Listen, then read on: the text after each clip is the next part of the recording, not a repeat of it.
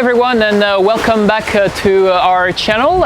You can see that we are flying the SPINLOCK today on our 13th day of the Atlantic crossing.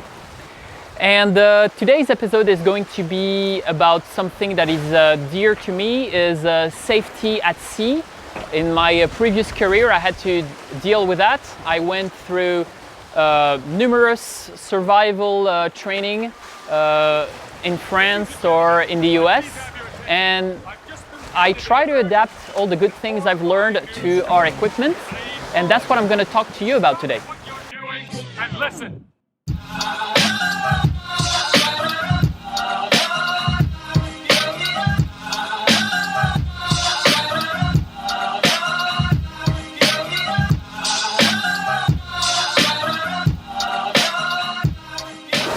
You're going to have a very different approach to survival at sea, depending if you're sailing close to shore or if you're offshore sailing like us. We try to be as prepared as we can in case of a man overboard, even though we do everything we can to prevent it. We are using a tether when the weather is not good, and we have rules that I'm not going to go into right now, but that are supposed to protect us from falling overboard. And those are even different for the kids.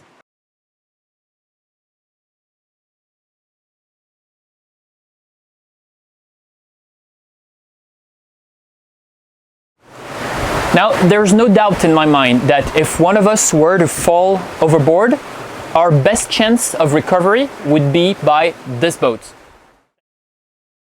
So even with all the electronic equipment you're about to see, you will spend some time in the water if you fall overboard. And the Coast Guard or whoever is going to come get you will take some time to locate you, rescue you, and you will get cold. That's the number one thing that's gonna kill you after drowning. But if you're wearing your life jacket, you're not gonna drown. But you will get cold, even in warm weather. So, again, the best chance you got is from your boat to turn around and come pick you up. Now, here are the things I'm going to talk to you about. The AIS beacon that we have on our 3 jackets, mine, Clotilde's, and Neil's. The AIS beacon triggers an alarm and sends a GPS signal over the VHF, over the radio, and the boat is able to know where you are with a refreshed position. That's very important because there are some things that I don't like too much. Those things that you put around your wrists that are activated by Bluetooth, and when the connection with your smartphone breaks up because you fall overboard, then it's pointing at the direction where the event occurred. Well, you have wind, you have current, you have plenty of things that are going to make it hard, and you're counting on what?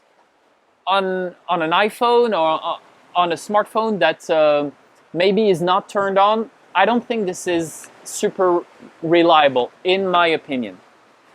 The second thing is, how are you going to help the crew on board to locate you? Sure, you've got the beacon, we just talked about it, but I'm going to show you something very interesting that very few people have. It's a laser, it's a green laser, and I'm going to tell you all about it and show you how it's really helping the people on the boat to locate you. The third thing is, once you are recovered, let's say you're in hypothermia or you're already having trouble moving or you're unconscious, right? Well, you gotta help the people again to recover you by being able to grab you from the boat. And that's a third equipment that I'm going to show you. Okay, back to the AIS beacon. One thing that I've been really eager to do, and that's one of the reasons I'm going to do that today in the middle of the Atlantic where nobody can hear us, is I'm going to conduct a real life exercise, only I'm not going to throw somebody overboard. Oops. That would be too much trouble and risk, but I'm going to trigger the AIS beacon and see if the equipment we have on board is picking it up and how fast it's picking it up.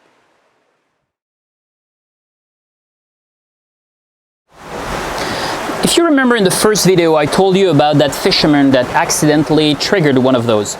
Those are MOB1 by Ocean Signal, so they are AIS beacon. Here are a few key numbers about it. They have an output of 1 watt.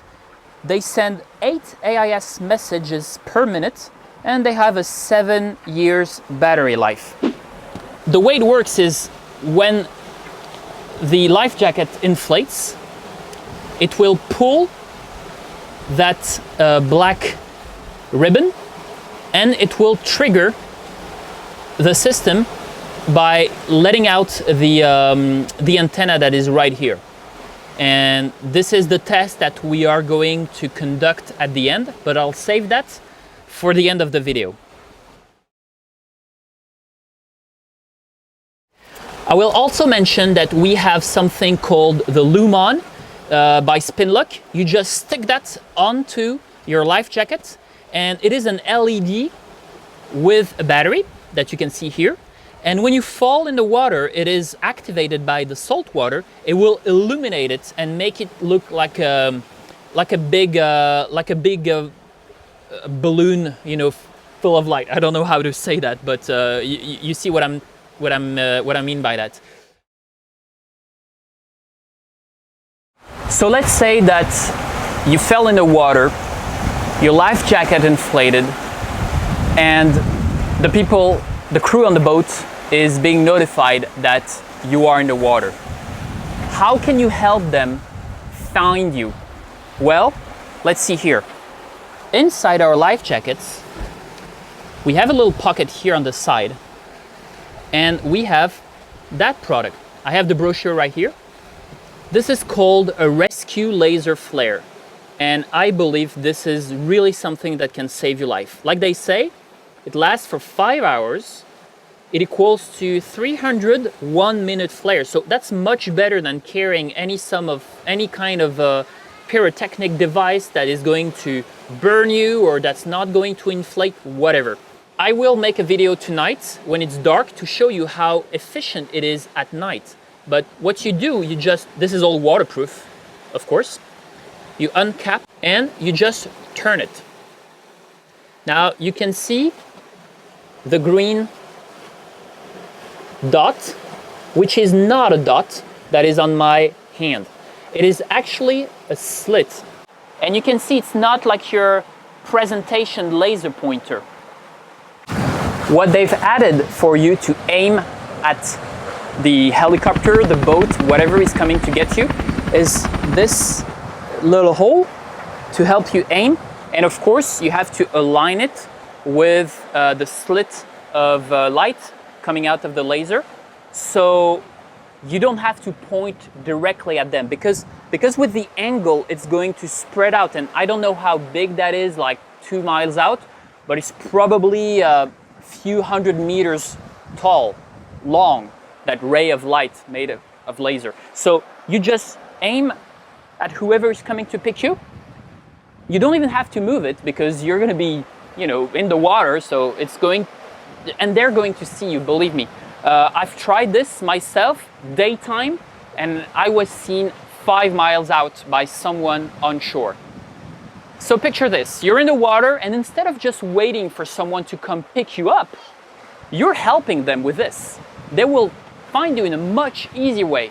Imagine it's dark, it's even easier. You can actually make circles with it in the air, and it will make like a giant lightsaber if you want, you know, and it will stick out because you always have this humidity over the sea.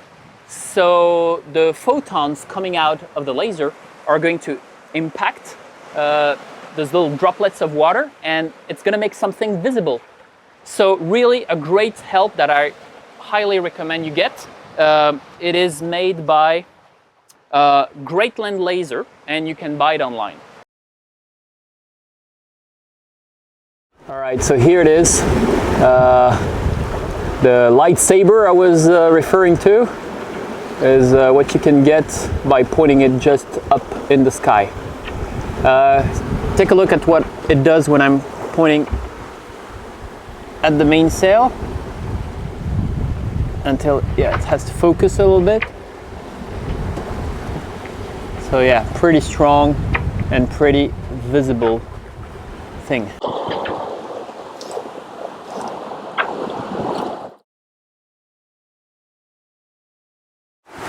I forgot to mention one thing, that we are also carrying only in one of our jackets. That would be the night watch jacket, if you want. There's an extra thing on board. It's an ACR RESQLINK. That's a 406 PLB. That's a personal locator beacon. Now this one will not communicate with the boat. This one will communicate with the rescue coordination center that you have on shore. Here on your left, you have how the AIS work. The MOB one, once triggered, is communicating with the boat, right? We talked about this. The PLB, the personal locator beacon, is communicating with the satellite. So it sends a signal up in space to the satellite, and the satellite then sends back an alarm signal to the authorities on shore. Of course, the problem is that it will take time for them to come and get you. Last thing, let's say you've been recovered. And someone is coming, the boat sees you, and there is someone who is taking a gaff to get you out of the water. You have this integrated loop. It says lift here, so you can grab and take the person out of the water. But I mean, this one is not easy to get when you're floating next, especially if it's like a little bit of a high boat. So this is an extra loop made of Dyneema, and it will shoot out, and it will give people on board a much better chance of grabbing you. See, with this, with the gaff, you will be able to hook the person in the water, and look how big that thing is. So much easier with a little handle. This is floating, and this is very strong. That's a concept that I found online. It's not very difficult. You can make one yourself, but I purchased mine from DUNCAN MOBI LIFESAVERs. He sells them, and he's of great help. I got him on email. And the reason is that I just couldn't find the right, something like shiny, like bright yellow Dyneema and all that. So I decided to just go ahead and purchase this from him. Before we conduct the real live test, I'm going to show you one last piece of equipment. Let me get the camera. Thank you.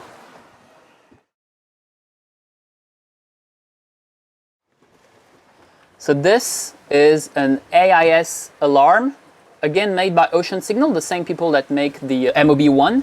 And this is something that will trigger an alarm and send the signal to our equipment, our navigational equipment that is right here and outside. The VHF is turned on.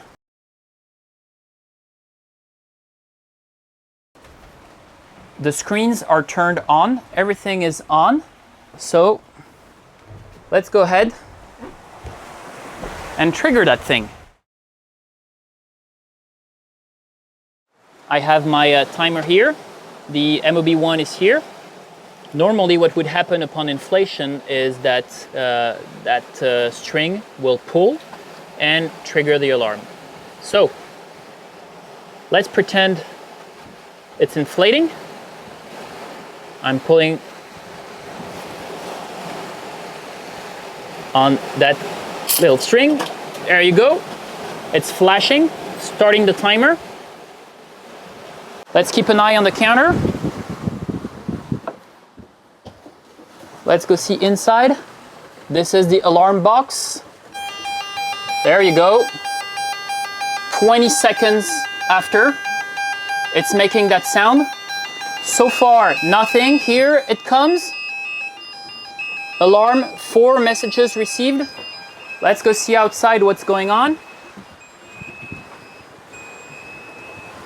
Sorry, that is in French. So 40 seconds later. So what we're waiting for now is for the MOB1 to get a fix and to send it on the VHF towards our equipment. So far, we don't have it. It's been 2 minutes. All right, there it is. So 2 minutes and 20 seconds after trigger, we have a position, AIS start activated with the MMSI number, a position that's going to be refreshed 8 times per minute, and a bearing distance. So on the BNG here, what you can do is ignore, record the waypoint, or activate MOB. So we're going to activate MOB. And here we have the position of our man overboard and our boat moving away. So we can now navigate, turn around, and go there. So it is 180 meters away from us. So basically what that tells you is that if that thing would have been triggered in real life, the crew would have been notified in 20 seconds and they would have had a fix when the guy is 200 meters away. I think that's pretty good.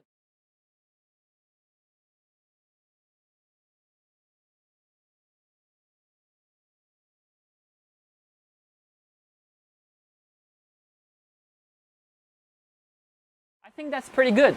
Gives plenty of time for the guy to get out his laser, start shining at the boat, and for people on board to get the sails down, turn the engine, whatever your recovery maneuver is, and get the gaff ready to get them back on board with the Dyneema loop if required. So that was a really interesting test for us. I hope it's useful to you too, and at least that makes you think about what kind of equipment you have and what kind of training you have to recover someone on your boat. Equipment doesn't protect you from everything. All right, that's it for this video. I hope you enjoyed it and that you found it interesting. There's not much things. That thing keeps on blaring everywhere. There's not so many things that I can show you around here besides the sea, but that test was interesting to show you and to share with you. See you next time.